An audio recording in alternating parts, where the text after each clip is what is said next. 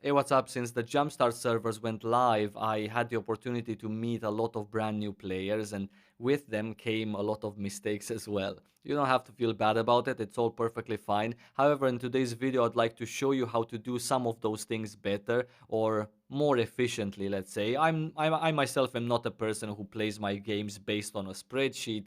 However, there are some mistakes that you can avoid. I'm gonna start with one that I see pretty often with new players, at least confusion about it, and that is with honing your gear and vertical progression in general at certain stages. So if you enroll a character in the Super Mokoko Express, eventually you're going to reach item level 1490. Now, past this point, you really don't need to hone your gear anymore, simply because here there is a swap of gear from relic to ancient. And with that also comes an increase in your item level just because you're swapping. Now, honing past 15 starts costing gold, and it generally gets more expensive because the chances are lower. And I cannot tell you how many players I've seen with like plus 16 relic pieces of gear, and I was like, why, please? Obviously, your ancient gear, the one that we're going to replace our current gear with, is also going to cost gold to hone further, but it's cheaper, and I'm going to show you why. So I'm looking for item level 1390 gear, and based on the set that you're currently wearing, depending what class you play, you're gonna craft these pieces. I need Phantom Intentions in order to craft it. I also need Stones of Chaos and some gold. Now, Phantom Intentions, I get them from the Legion raid called Belshaza. For example, let's say I start with the chest piece, yeah? I'm gonna craft it. And this is the item that I got in my bag. I'm gonna go back to the honing merchant right here, and then I will do gear transfer, and then from gear transfer I will select my new ancient piece, and then select this one. It's going to transfer over the quality in case the quality is higher, which it is. This one is actually no, it's the same exact quality. And it's also going to transfer over the enchantments, the hones, but it's going to result in a higher item level piece than this piece right here. This is sort of to like help you. My piece is 1490 and the piece I get is like 1510. So it's absolutely worth it to do this, not only to progress further and make it cheaper for yourself, but also to get a nice little boost in terms of item level. So right now, this piece that I have is going to replace my current one, and I'm already 1493.33. This is not the last time you're going to go through this process of swapping gear. The other process is going to come later, but this is your first step once you hit 1490 via the Super Express. One tap maybe?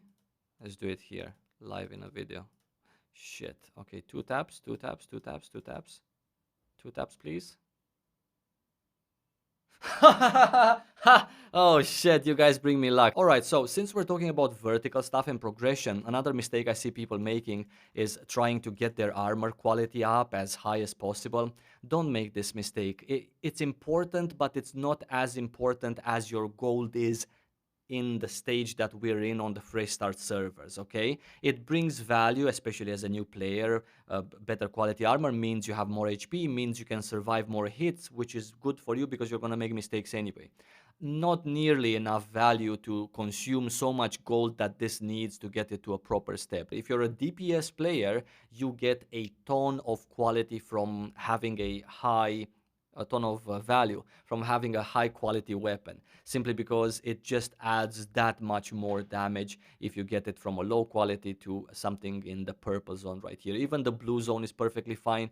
Don't feel bad about it. I'm just saying that if you're a DPS, rather just spend 800 gold maybe once a week, twice a week, two taps on your weapon, and see how that goes until you get to make more and more gold. But yeah, just don't go full FOMO here. Another thing I wanted to mention in terms of helping your characters, since these characters that you have, the second character, get to eventually be 1540 with the help of the Super Mokoko Express, you have maybe other characters that you want to level up, alts, other classes to try them out.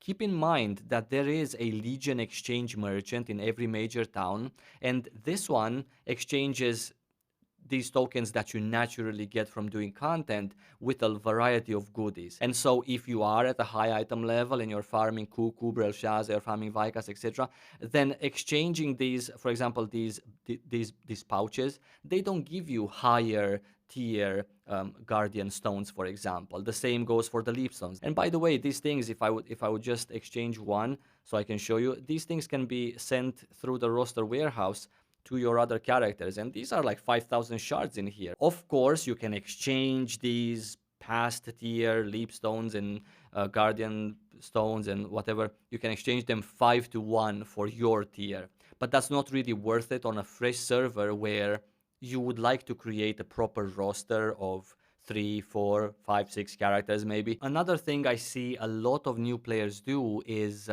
complete the wrong dailies, if I can even call them the wrong dailies. Now, there is such a thing in Lost Ark as the daily quests that every main character does, the daily quests that every old character does. The 3 daily quests that a main character should do are chosen based on how easy they are to complete and if they give you leap stones or not. The quest on Moko Moko Night Market, for example, which is an island right here above Lutera, it should be this one right here. So this quest is very easy to do, assuming you finish the yellow quest on the island first, this one.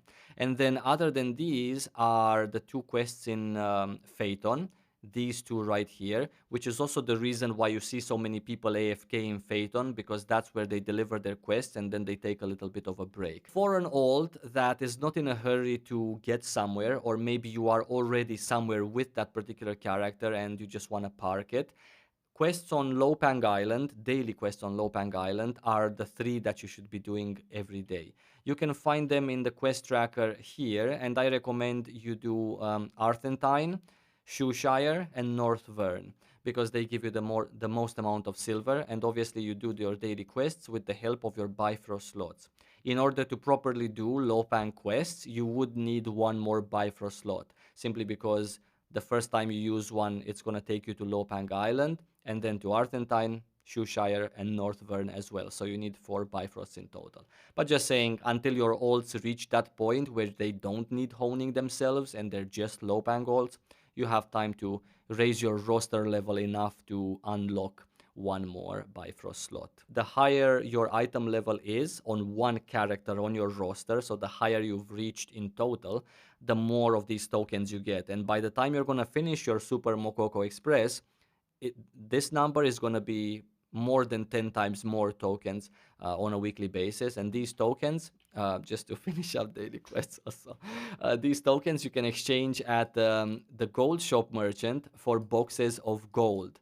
Only buy the most expensive box, this one, simply because everyone's looking for the Willy Wonka ticket, which is the giant gold bar there that gives you 10,000 gold if you are mega lucky. Another thing I noticed brand new players sort of not paying attention to is the island content. Now, I'm not necessarily talking about the event islands, even though when you see gold here as a reward, you should absolutely be there. I'm actually just talking about regular islands in general that are nice to do while the server is hot.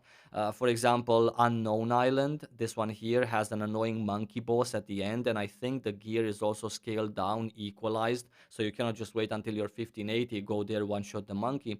Doing it when other people are doing it, it might not be today or this week, but just saying to raise your awareness is an important thing. Illusion Island, this one is an event, like a PvP event, and it needs at least 1 other player there, even if AFK besides you, in order to spawn the boxes that have a chance at giving you the island soul. Of course, if you care about island souls here. Islands such as Alakir or Forpe down there, or Death's Hold, Gesbroy, Shangra, especially Shangra, are stuff that's much easier to do with a lot of other people. And then maybe in a couple of weeks from now, when more people get their mining, their trade skills up a little bit, you could do the island of Spida, which is this one right here, because you need a couple of people with a higher level in mining in order to actually successfully finish this event, or a gigantic number of people to begin with. So these are a couple of things just to pet. Don't skip on vertical content just because you're going to these islands now. Another part of the game that new players seem to be struggling with, and for good reason, is selling things and in general the auction house and the marketplace. What advice I would like to give you here as a new player, okay? It's actually very easy. You look for something, for example, adrenaline. Yeah, you want to get yourself the adrenaline engraving, 12 points in it, and you're looking for legendary pieces. Now, how much is this? 6,000 gold. What you should be doing is going to lostarkmarket.online, and it's so easy. You select the region that you are going to be eventually merged with, and you type adrenaline, select legendary, and press the search button. So here you can get it for 3,000 gold. Why does this matter? Because you want your adrenaline right now, now. In time, I'm not saying you should wait for 6 months until the merge. I'm saying that in time, things are going to be cheaper to a point where it's either closer to that, maybe cheaper than that. But in time, once people get their rosters together, get to farming the gold, get to dropping those gold bars from dailies, get to this and that, they're going to have more. And so the prices for the things that you sell and are actually valuable are going to be higher, while the prices for things that people know are not so valuable in the grand scheme of Lost Ark and are now expensive are going to actually get cheaper. Fish, for example, on the Fresh Start servers sells for 118 pieces for 100 units, right?